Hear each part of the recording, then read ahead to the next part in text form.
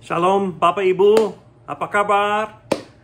Saya masih ada di Amerika Serikat, tapi senang bisa ketemu secara virtual dari YouTube ini dan khotbah ini. Sebelum kita melihat kitab Keluaran, mari kita berdoa. Bapa kami serahkan saat ini dalam tangan Tuhan. Terima kasih atas kesempatan untuk belajar dari firman Tuhan, yaitu kebenaran. Dan tolong hamba-Mu untuk menyampaikan firman ini dengan jelas. Kami berdoa dalam nama Yesus Kristus. Amin. Saudara-saudari, Bapak Ibu, kami sekali lagi akan melihat kebenaran dari kitab Keluaran dan melihat satu perikop yang sangat penting. Masa kini yang digenapi oleh Yesus Kristus. Sebelumnya, saya ingat pada waktu saya kecil, saya diberikan tanggung jawab untuk menjaga anak lain. Nah, saya masih muda, tetapi anak itu lebih muda dari saya. Nah, saya diberikan tanggung jawab itu oleh orang tua anak itu. Saya tidak sadar, saya duduk tidak sadar anak itu mengambil sebuah vas yang kaca dan memukul kepala saya dari belakang. Maksudnya tidak jahat, dia hanya 2 tahun. Tapi sakit sekali kepala saya. Dan dia hanya menangis pada waktu dia melihat reaksi saya. Tapi ada masalah. Saya bertanggung jawab untuk anak itu dan semua yang ada dalam rumahnya. Ada vas yang rusak. Jadi saya ambil keputusan untuk menyembunyikan vas yang rusak itu dalam tempat sampah. Saya pakai sampah-sampah lain dan menaruh di atas vas itu yang rusak supaya tidak bisa dilihat. Maksud saya, menutupi masalah saya. Menutupi apa yang dibuat anak itu dan vas yang rusak itu supaya tidak bisa ditemukan. Karena itu kesalahan dalam tugas saya untuk menjaga dia. Nah, ada masalah besar. Menutupi vas itu tidak berhasil. Pasti orang tuanya menemukan vas itu. Dan sebenarnya saya tidak menyembunyikan masalahnya. Masih ada masalah itu. Dalam khotbah ini, dari teks firman Tuhan di Keluaran pasal 11 dan 12, kita akan belajar tentang suatu tindakan Tuhan yang luar biasa. Dia mampu menutupi masalah, tapi bukan masalahnya sendiri. Pasti tidak ada yang salah dalam Tuhan. Dia sempurna. Dia menutupi masalah kita, yaitu dosa-dosa kita. Kita akan belajar dari tulah yang terakhir. Kita sudah belajar dari Keluaran pasal 7 sampai 10 dan melihat bagaimana Tuhan menghukum Mesir dan dewa-dewi yang ada di Mesir dengan tulah yang pertama sampai tulah yang ke-9. Setiap tulah semakin berat. Tulah yang ke-10 adalah tulah yang terakhir dan yang paling berat.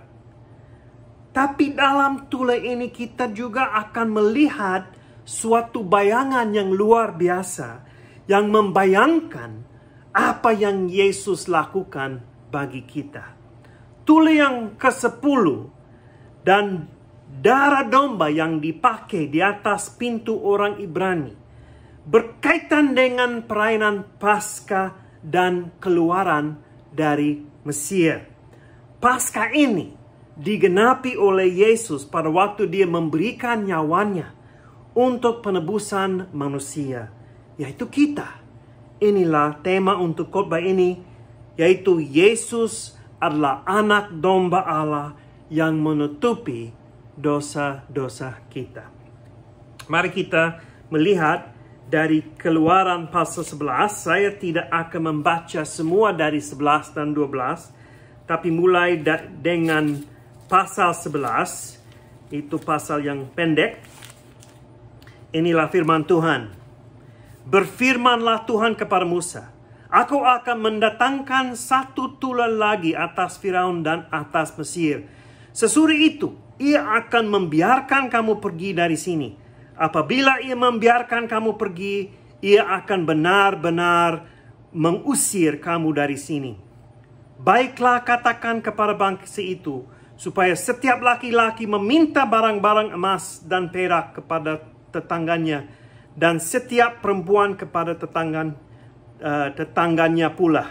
Lalu Tuhan membuat orang Mesir bermurah hati terhadap bangsa itu. Lagi pula Musa adalah seorang yang sangat terpandang di tanah Mesir, di mata pegawai Firaun dan di mata rakyat. Berkatalah Musa, beginilah firman Tuhan, pada waktu tengah malam aku akan berjalan dari tengah-tengah Mesir, maka tiap-tiap anak sulung di tanah Mesir akan mati, dari anak sulung Firaun yang duduk di tahtanya, sampai kepada anak sulung budak perempuan yang menghadapi batu kilangan, juga segala anak sulung hewan. Dan seruan yang hebat akan terjadi di seluruh tanah Mesir, supaya yang belum pernah terjadi dan seperti yang tidak akan ada lagi. Tetapi kepada siapa juga dari orang Mesir, seekor anjing pun tidak akan berani menggonggong, baik kepada manusia maupun kepada binatang, supaya kamu mengetahui bahwa Tuhan membuat perbedaan antara Mesir dan orang Israel. Dan semua pegawaimu ini akan datang kepadaku dan sujud kepadaku, serta berkata, keluarlah engkau dan seluruh rakyat yang mengikut engkau. Sesudah itu aku akan keluar. Lalu Musa meninggalkan Firaun dengan marah yang bernyala-nyala. Berfirmanlah Tuhan kepada Musa, Firaun tidak akan mendengarkan kamu, supaya mujizat-mujizat yang kubuat bertambah banyak di tanah Mesir. Musa dan Harun telah melakukan segala mujizat ini di depan Firaun, tetapi Tuhan mengeraskan hati Firaun sehingga tidak membiarkan orang Israel pergi dari negerinya. Tulah yang 10. Ini yang tulah yang terakhir, dan itu diumumkan oleh Musa kepada Firaun. Kita melihat di sini bahwa semua tindakan dan itu dibuat sesuai dengan kehendak Allah.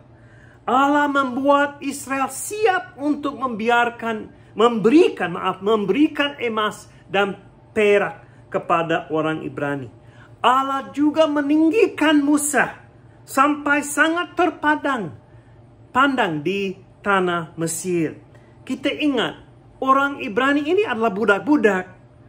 Tetapi Allah sangat merendahkan orang Mesir sampai mereka siap untuk mendorong orang Israel keluar dari Mesir itu.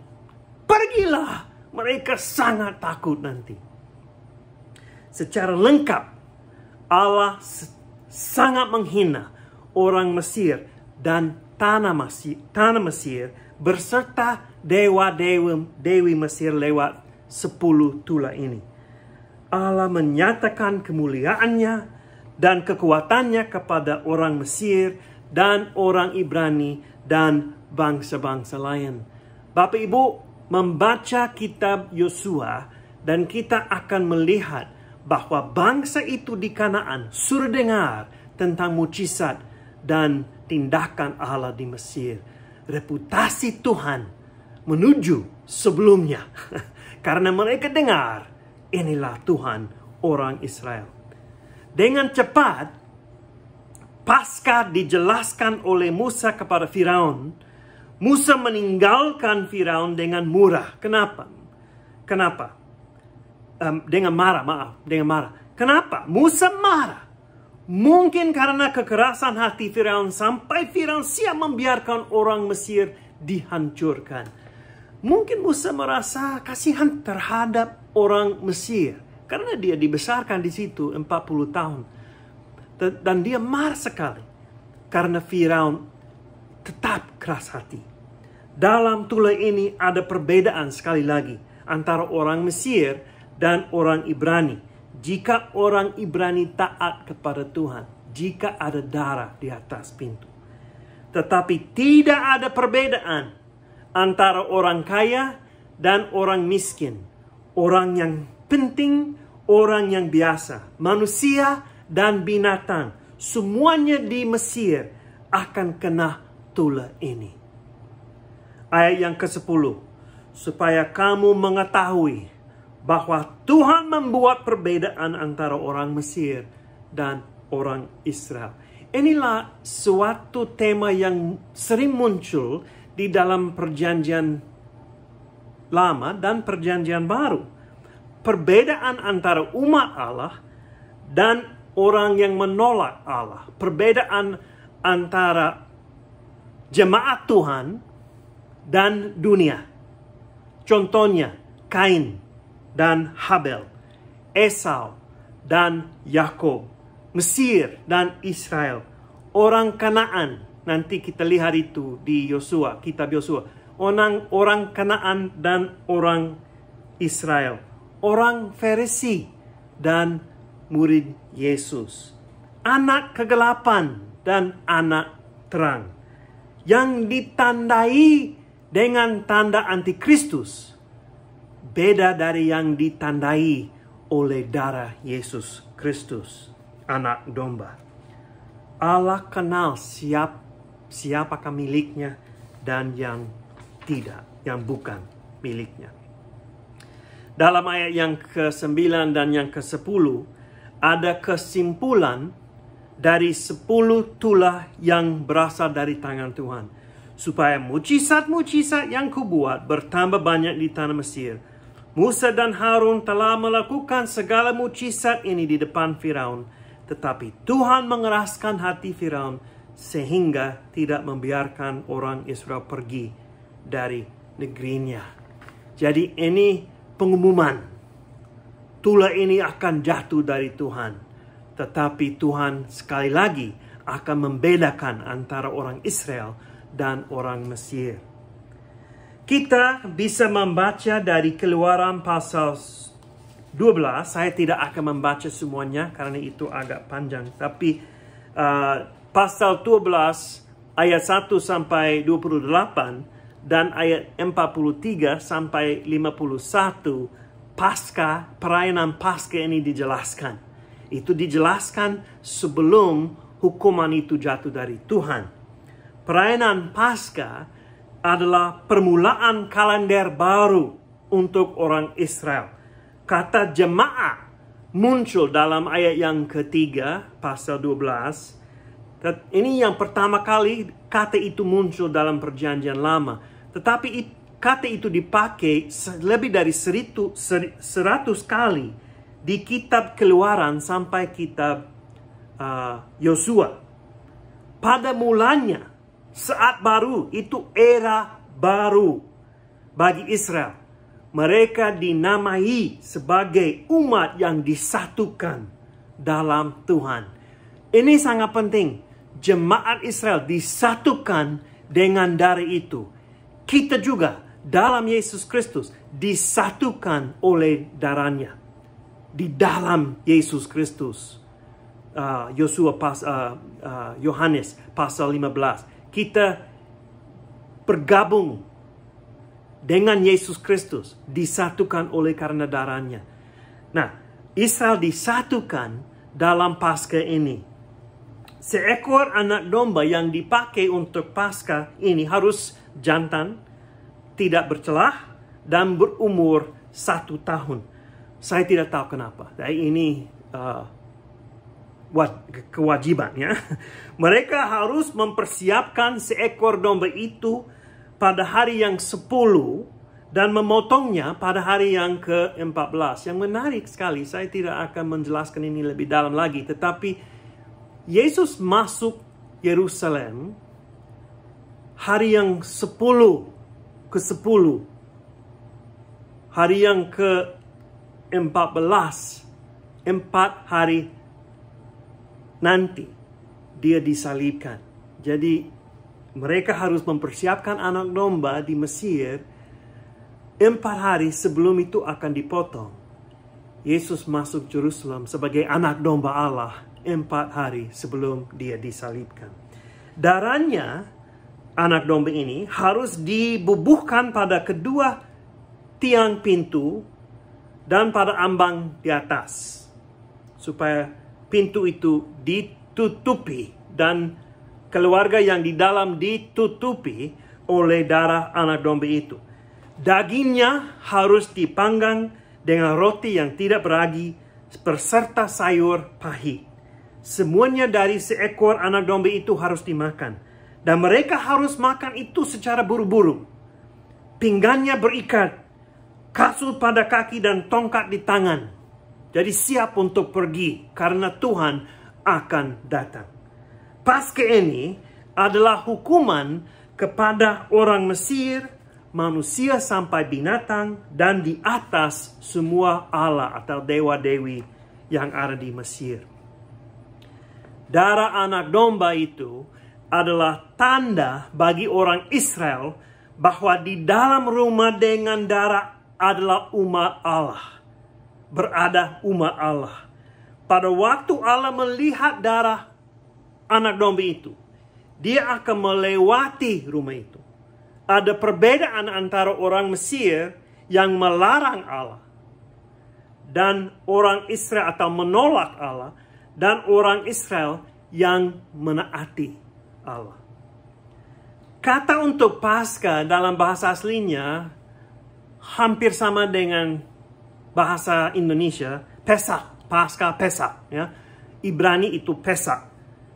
Artinya berdiri atau menjaga dan juga melewat. Allah orang Israel akan menjaga rumah orang Israel, yaitu melewat rumah itu yang ditandai dengan darah anak domba. Perayaan ini dirayakan selama 7 hari. Hari yang pertama dan hari yang terakhir mereka akan istirahat untuk mengingat keselamatan mereka dari Mesir. Dan semuanya harus diajarkan kepada generasi berikutnya. Ini maksudnya Ulangan pasal 6 harus mengajar anak-anak, menjelaskan keselamatan mereka, identitas mereka sebagai umat Allah, karena Allah itu Allah yang esa. Jadi ini harus dilanjutkan ke generasi-generasi berikutnya. Mereka harus mengingat keselamatan mereka dari Mesir. Israel ditebus dari Mesir. Tetapi ini penting, penebusan itu mewajibkan darah. Jika seorang Israel tidak memakai darah pada pintunya, anak sulung di dalam rumah itu akan mati. Kita lihat konsep ini dalam Ibrani pasal 9 ayat 22. Tanpa penumpahan darah tidak ada pengampunan. Nah, ayat ini menjelaskan sistem pengorbanan dalam hukum Taurat. Tetapi prinsipnya sama. Darah wajib. Pengganti wajib. Inilah dibuat Yesus bagi kita. Tulah yang terakhir dan keluaran Mesir, dari Mesir dijelaskan dalam ayat yang 29 sampai 42. Saya akan membaca itu. Maka pada tengah malam Tuhan membunuh tiap-tiap anak sulung di tanah Mesir dari anak-anak sulung Firaun dan yang duduk di tahtanya sampai kepada anak sulung orang tawanan yang ada di dalam liang tutupan berserta segala anak sulung hewan. Lalu bangunlah Firaun pada malam itu bersama semua pegawainya dan semua orang Mesir, dan kedengaranlah seruan yang hebat di Mesir, sebab tidak ada rumah yang tidak kematian. Lalu pada malam itu dipanggilnyalah Musa dan Harun, katanya, bangunlah, keluarlah dari tengah-tengah bangsaku, baik kamu maupun orang Israel, pergilah, beribadahlah kepada Tuhan seperti katamu itu. Bawalah juga kambing dombamu dan lembu sapimu seperti katamu itu. Tetapi pergilah dan pohonkanlah juga berkat bagiku. Orang Mesir juga mendesak dengan keras kepada bangsa itu, menyuruh bangsa itu pergi dengan segera dari negeri itu, sebab kata mereka, nanti kami mati semuanya. Lalu bangsa itu mengangkat adonannya sebelum diragi. Dengan tempat adonan mereka, dia terbungkus dalam kainnya di atas bahunya. Orang Israel melakukan juga seperti kata Musa. Mereka meminta dari orang Mesir barang-barang emas dan perak serta kain-kain. Dan Tuhan membuat orang Mesir bermurah hati terhadap bangsa itu, sehingga memenuhi permintaan mereka. Demikianlah mereka merampasi orang Mesir itu. Kemudian berangkatlah orang Israel dari Ramses ke Sukot. Kira-kira 600.000 orang laki-laki berjalan kaki, tidak termasuk anak-anak. Kira-kira ada yang penafsir yang kira-kira mungkin 2 juta orang. Juga banyak orang dari bangsa, berbagai-bagai bangsa turut dengan mereka. Lagi sangat banyak ternak kambing, domba, dan lembu sapi. Adonan yang dibawa mereka dari Mesir dibakarlah menjadi roti bundar yang tidak beragi, sebab adonan itu tidak diragi. Karena mereka diusir dari Mesir dan tidak dapat berlambat-lambat, dan mereka tidak pula meniadakan bekal baginya. Lamanya orang Israel diam di Mesir adalah 430 tahun. Sesudah lewat 430 tahun, tepat pada hari itu juga, keluarlah segala pasukan Tuhan dari tanah Mesir. Malam itulah malam berjaga-jaga bagi Tuhan untuk membawa mereka keluar dari tanah Mesir.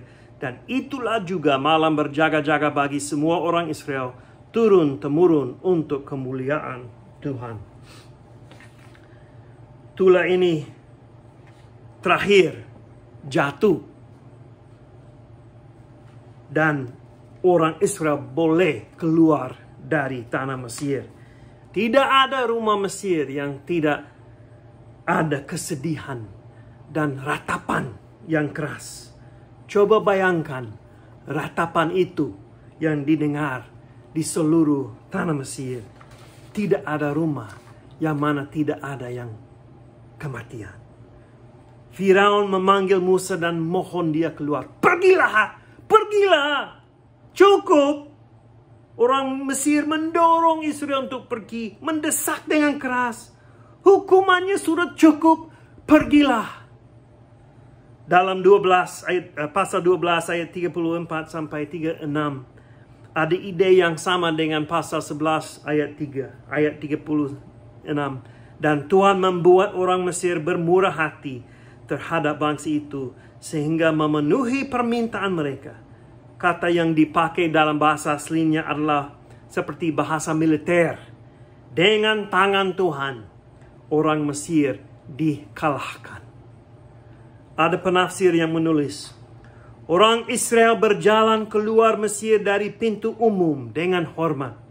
Bukan seperti anjing-anjing yang merangkak lewat pintu di belakang, tetapi seperti umat Allah. Peninggian bangsa Israel itu suatu penghinaan lagi untuk bangsa Mesir. Luar biasa. Tuhan dan tindakan Tuhan yang hebat itu yang membuat Israel bisa keluar dari Mesir. Perayaan Paskah ini, Bapak Ibu saudara-saudari, menjadi suatu perayaan yang sangat penting bagi orang Israel. Inilah dirayakan Yesus dengan murid-muridnya pada malam yang terakhir sebelum dia disalibkan. Sedangkan darah anak domba pada waktu Tula yang ke-10 adalah pengganti untuk nyawa anak sulung di Israel.